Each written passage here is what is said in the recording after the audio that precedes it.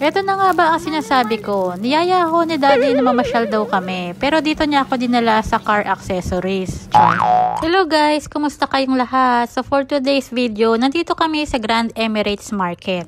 Dito pala kami pumunta para bumili ng mga car accessories. Hindi ko alam kung planado to o hindi, char. Ang sabi kasi mamimili kami ng mga laruan ng mga bata.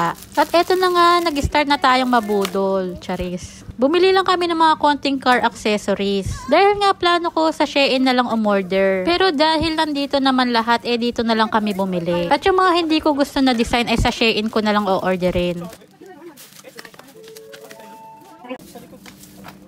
Yung ibang nasa online ay meron din dito, katulad nitong drink holder. Pero hindi na kami bumili niyan dahil hindi naman daw kailangan, sabi ni Daddy. After nga namin mamili ng mga car accessories, dumiretso na ako dito sa mga educational toys. At natuwa nga ako kasi sobrang daming pagpipilian. At halos pala binili ko yung mga alphabets para kay Johan. At marami pa nga sila dito na educational toys. Babalik na lang ako pag may budget na talaga. At eto na nga yung mga napamili namin. At syempre, nagtagal na naman kami dahil kay Johan. Dahil nga sabi ko ay wag nang bumili ng mga gun toys. Dahil every time na lang na bumibili kami ng laruan niya, ito yung pinipili niya. At ayan nga, pinagbigyan namin ulit siya para makaalis na din kami. At gutom na nga din kami sa part na yan. Kaya after namin mamili, dumiretso kami dito sa Mary Brown. Isa kasi sa pinakamasarap na chicken ay dito sa Mary Brown. At sobrang mura din dito. Sobrang favorite ko nga yung chicken nila dito.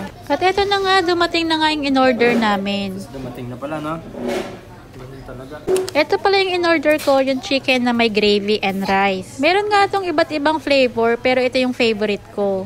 So, ayun lang muna guys. Kain tayo. Thank you Lord sa blessing. Thank you for watching. Bye!